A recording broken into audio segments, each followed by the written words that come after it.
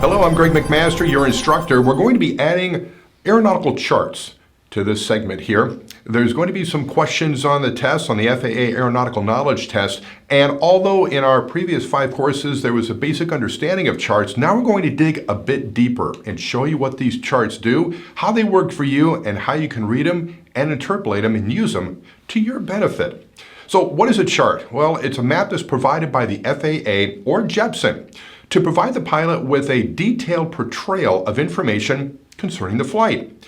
So you've got 2 different types of charts that are coming up here on the screen. We're going to go through the one on the right more than the one on the left, but the one on the left just gives you a basic idea of what the chart on the right means. See those little boxes in the left-hand side of that screen with all those little boxes in that national map? Well, that map to the right is just one of those boxes.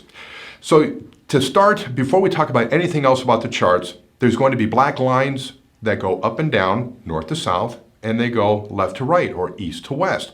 Now, those lines are latitude and longitude. The latitude lines, the line that parallels the equator, those are east to west, and they lie flat.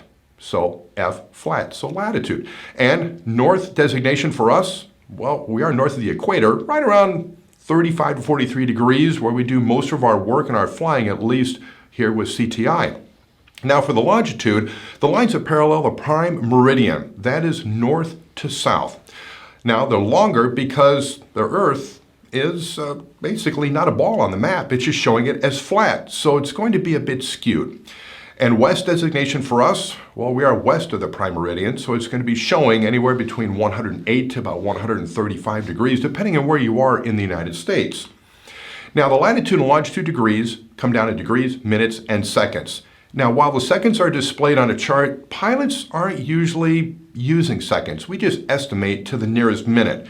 And for the purpose of what you're going to be doing with NOTAMS, getting down to the nearest minute is certainly going to be very close enough. And we'll tell you and show you how to do that coming up in a couple of minutes. Now, on this chart that you see popping up on the screen in front of you is basically 1 degree. You've got 1 degree, 121 degrees on the right side of the screen. On the left side of that box, you've got 122 degrees. When you look down to the bottom, you're going to see a dot. That's an airport. And it's located at 36 degrees, 47.5 degrees north, and 121 degrees, 38.0 degrees west. Now, determining latitude and longitude, you're going to want to notice the tick lines that separate those degrees. From 121 to 122, you're going to see a lot of tick marks in there. What are those tick marks? Well, those are the minutes, and you can break them down even more into seconds. So here's an example. What does the line of latitude at area for measure on this sectional chart right here? You've got an airport just to the south. You've got that line that goes from the left side of the screen to the right side of the screen. So think about it for a second here. What does that line of latitude at area for measure? Is it the degrees of latitude east to west of the prime meridian? Or is it the degrees of latitude north and south from the equator? Or the degrees of latitude east and west of the line that passes through Greenwich, England? For the case in this one here, you can rule out C and you can rule out A. The answer is degrees of latitude north and south from the equator. Now the latitude and longitude, I want you to find this place on your own. On the next chart that pops up on the screen, what is the longitude and latitude of Cherry Capital Airport, otherwise known as Traverse City Airport? So if the screen pops up in front of you, you're going to find Cherry Capital Airport pretty easily because it's one of the larger circles that are there with the airport. So while we put this on pause real quick, I want you to try to figure out what the latitude and longitude is.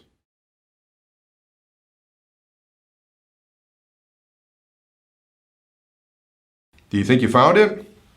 Well, here's a hint. If you came up with something relatively close to 44 degrees, 44 minutes, and if you wanted to break it down even farther into seconds, you could go 495 to the north. And 085 for 85 degrees, 34 minutes, or if you did 35 minutes, you were definitely close enough.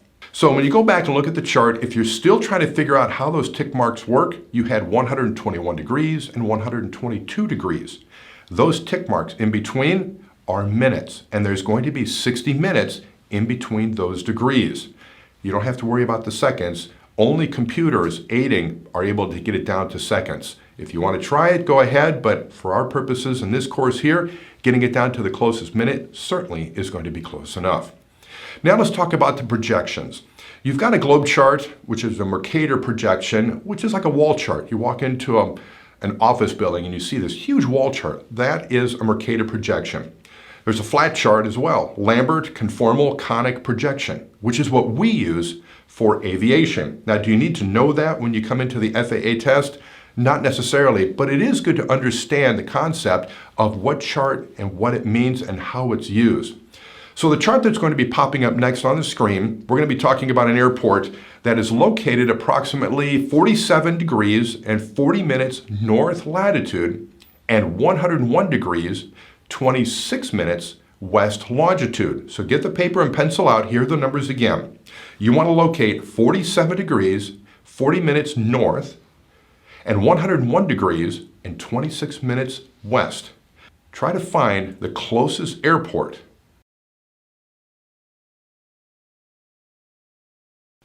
Did you find it yet?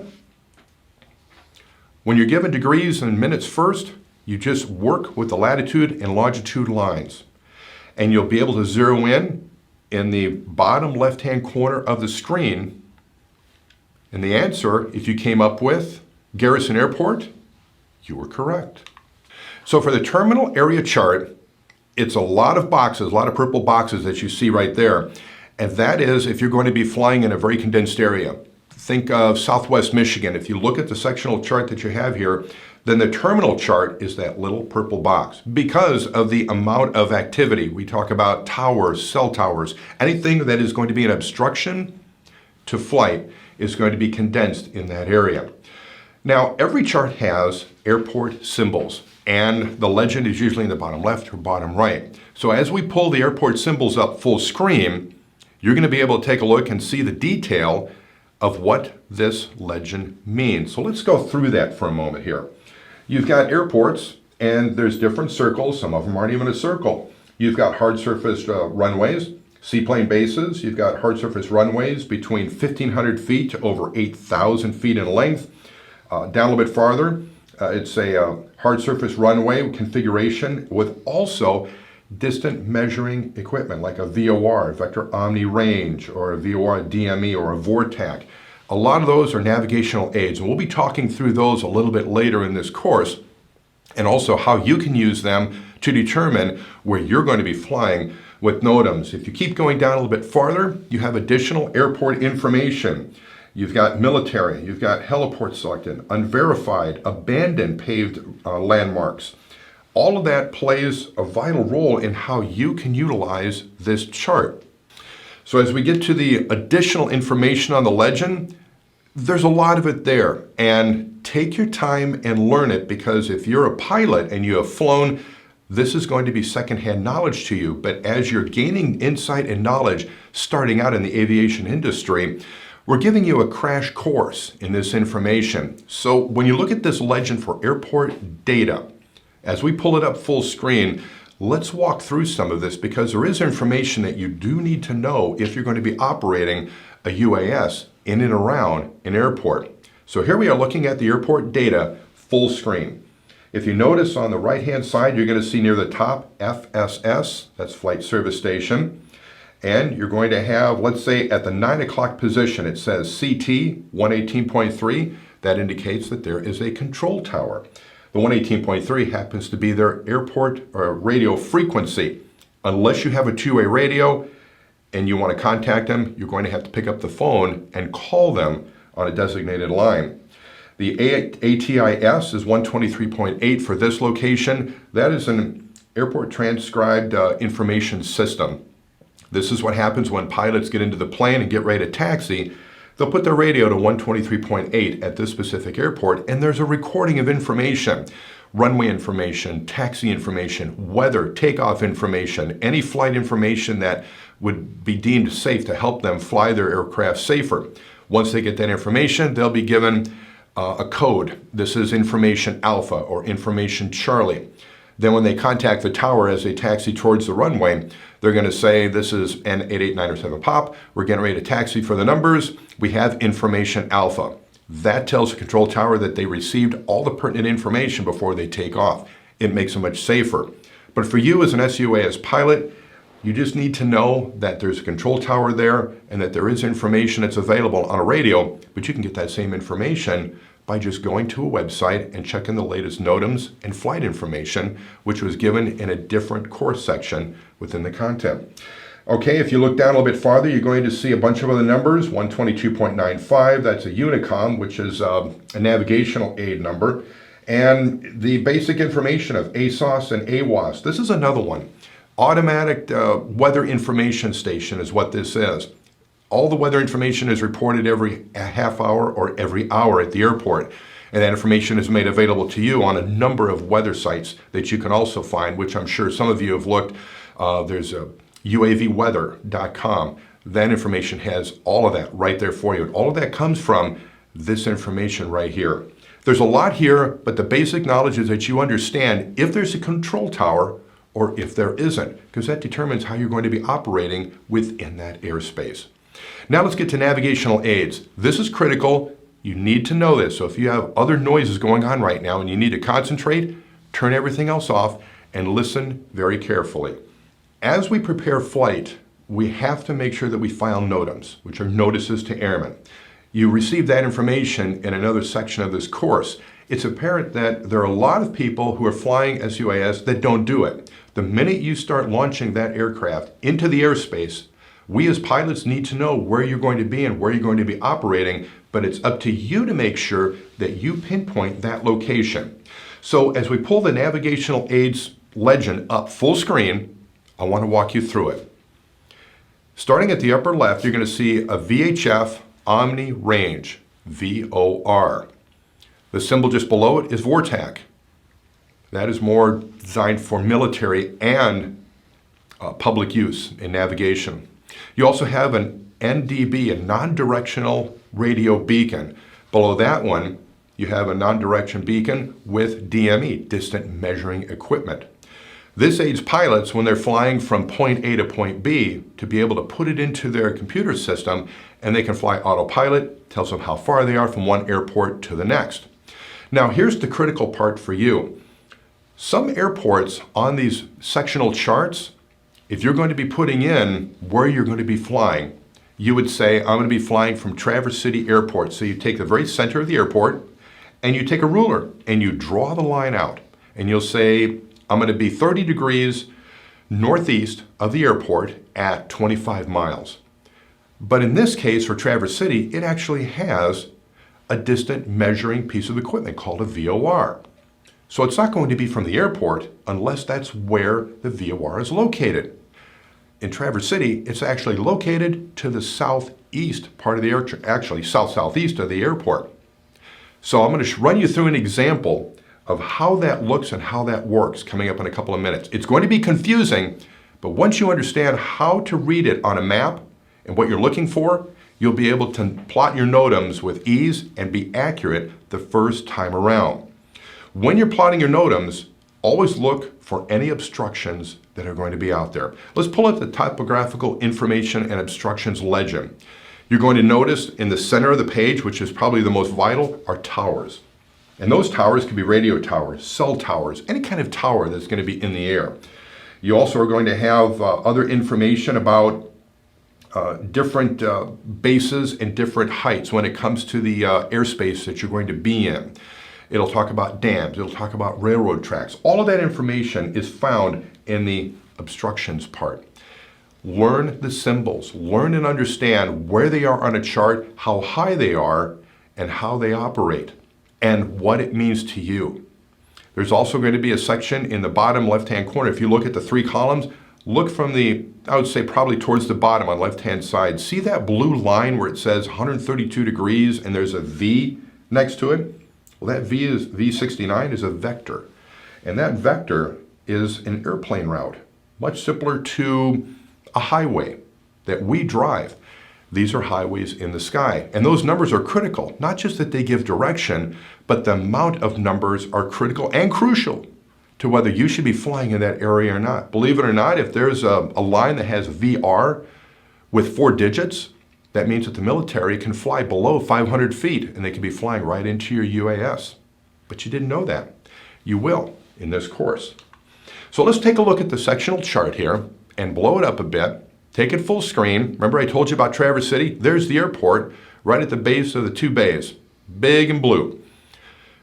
But that's not where the VOR is. If you look to the center of the compass circle, it happens to be to the south-southeast at about 175-degree radial, and it's about 6 miles away. When you're going to be plotting a NOTAM, you want to use the navigational aid as your center point, no matter where you're going to be flying in and around that region. It could be 10 miles away, it could be 40 miles away. Use the navigational aid. If there is no navigational aid, you can use the center point of the airport. So look at your sectional maps where you're going to be flying and look at where the navigational aids are and look at where the airports that don't have those. And when you plot them in a NOTAM, it's going to pop up a little blue dot. Make sure that blue dot is indicative of where you're actually going to fly. Don't just stick it on there, take off and run and fly because it needs to be accurate. If you input inaccurate information on a NOTAM, the FAA will become knocking, especially if there's an accident. Now let's get to the highest and lowest points on the map, specifically the box to the left, or to the right rather. See where that number 12.5 is? That would be 12,500 feet. And the box just below it, you're looking at a green box there. That indicates the height of 1,719 feet, all the way to sea level. We're talking about military training routes, or MTRs. The heights at which they're going to be flying are going to be indicative on this map.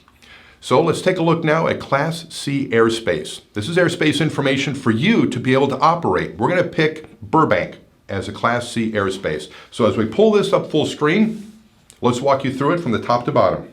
For any type of NOTAM that you're going to have, it's going to have Class airspace and that information. And the appropriate information is always going to be found in the NOTAM section. So for instance, if you're looking for flying in a certain area like Burbank Class C, notice that purple arcing line and the color of it and the size of it. Now Boise Class C is a little bit different. The line isn't quite as thick. Now look down a little bit farther, you're going to see 2 sets of numbers. It likes a division number, so to speak. You have 40 and 38, or excuse me, 48 and 30, and you have T and surface. What do those numbers mean? Well, the 48 is the ceiling of the Class C airspace in hundreds of feet, MSL, mean sea level. The 30 is the floor of Class C in hundreds of feet, MSL. Those numbers are critical to you because you're going to be finding that on charts and maps, not just for the test, but if you're going to be flying in and around that area. So in looking at Class C airspace, we're showing numbers and abbreviated numbers on that. And this happens to be an example of 48 and 30. The 48 indicates the ceiling of the airspace you're going to be flying in, the Class C airspace. The 30 happens to be the base. So the MSL ceiling and floor altitudes of each sector are shown in the solid magenta figures, which you just saw right there, but the last zeros are eliminated. So let's run through a quick quiz here. What is the floor of the Savannah Class C airspace at the shelf area? So this is the outer circle that we're talking about. So use the following chart, put it up on the screen. There's the chart for you to look at. Again, the question is, what is the floor of the Savannah Class C airspace at the shelf area, the outer circle? If you came up with 1,300 feet MSL, you are correct. You've got 41 and 13. 41 is the ceiling, 13 is the base. You add the 2 zeros, it is MSL. So the answer is 1,300 feet MSL. Now let's talk about military training routes, or MTRs. As shown on the sectionals and on other charts, they're identified by route designators. So if you look on the screen here, you can see VR 1667, VR 1617, VR 1638, and VR 1668. And arrows pointing in different directions. Remember I talked to you a little bit earlier in this course about It's the numbers after the designator that are extremely important. In this case, for our purpose with sUAS flight, there are 4 numbers here. That indicates military routes flying below 500 feet. They get to separate themselves from visual flight rules. Route designators are shown in solid black on the route center line, positioned along the route for continuity. Now the designator IR or VR is not repeated when 2 or more routes are established over the same airspace. So an example would be IR 201, 205, 227, 229. It's all going to be the same. So the IR is then pulled from the second, third, fourth set of numbers. Now the routes that are numbered 001 through 099 are shown as IR1 or VR99, eliminating the initial zeros.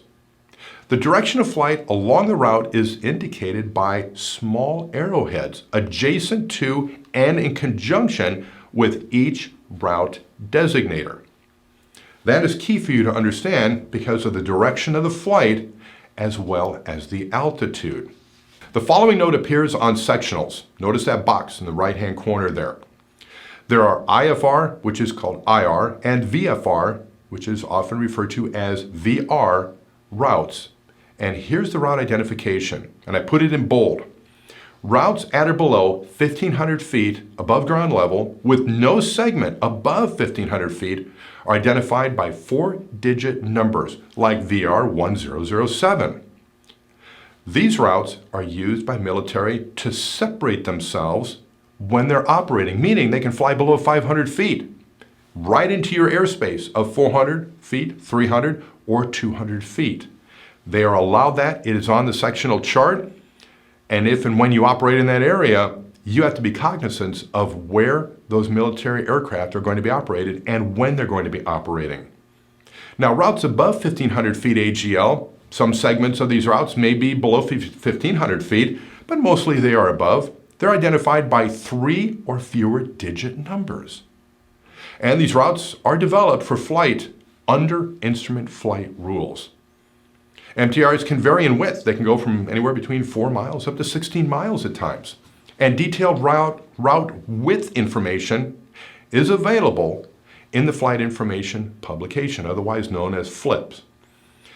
Special military activity areas are indicated on sectionals by a box, and it's in black type information. The note contains radio frequency information for obtaining area activity status. If you had a radio you could listen to. Safest thing to do on this one here is notice the NOTAMS, find out if and where they're going to be operating, contact the local tower in that area, and try to get approval if you can. Don't just operate and take off in that area because military aircraft travel at a high rate of speed and you want to keep that airspace safe for them as well as for you. So now let's refer to the next slide for the reference of the chart. This chart that pops up, the chart shows a gray line with VR1667, VR1617, VR1638, and VR1668. Now, could this area present a hazard to the operations of a small sUAS? If you're thinking no, you might want to go back and relook at the last couple of minutes we talked about this section. It's a military training route. Now, is it from 1,500 feet AGL, or can they separate from that manned aircraft? It would be C. The defined route provides traffic separation to manned aircraft. So not all aircraft are going to be operating above 500 feet. These have a special designator where they can operate below 500 feet. So the chart that we showed you, you saw where those 4 numbers are. Look for those when you're in and around planning to fly your sUAS. Now let's take a look at the thoughts of NOTAMS. Here's one thing you really need to know. Some navigation locations may be separated from the actual airport. We talked about that. In this case, the one centered in the circle located southwest of Traverse City Airport. So when you're plotting your NOTAM, always plot from the navigational point. If none is available, then use the center point of the airport. This could be on the test. And here's the impact that it'll have. So let's pull up this chart here and show you the examples of making a mistake and how to correct it. Your flight is expected to be northeast of the airport near the water, which is where you want to fly. Look at the green circle that you have up on the screen there. Instead, your flight was plotted to be northeast of the navigational aid shown on the map, which is the red circle. How did that happen? Because you took the airport and used that as a center point. And you drew a line out and you pointed where you wanted to fly. But when you entered that information into the NOTAM, it came back with a blue dot somewhere close to the DME, the distant measuring equipment, that radio beacon that you see there. That's because it took the measuring information from the center of the VOR, which is in the center of that compass. This is what can happen when you incorrectly input the direction and distance of where you plan to fly. This is critical because the NDB happens to be on a flight path towards the landing runway at Traverse City Airport. Pilots would need to know that. And you want to play it safe anyway. So make sure that dot that shows up on the NOTAM to give you an indication of where you think you're going to be flying, make sure that dot is exactly where you plan on flying. Now, we gave you a crash course in the instructions of the charts to help you prepare not just for the FAA test, but to also make you a better sUAS pilot. If you want to know more about these charts, here's a website you can go to for all the information. It's Aeronautical Charts and the User Guide, and it is pages and pages of information. Don't just learn it once and put it away. Try to stay active and current in it because every so many months, new information is posted, and as cell towers become more prevalent, they end up on the map, usually 6 months later. So be cognizant of that. Take a lot of time and learn how these sectional charts are used and how they can benefit you, and you'll be even more prepared to take the FAA Aeronautical Knowledge Test. Thanks for watching.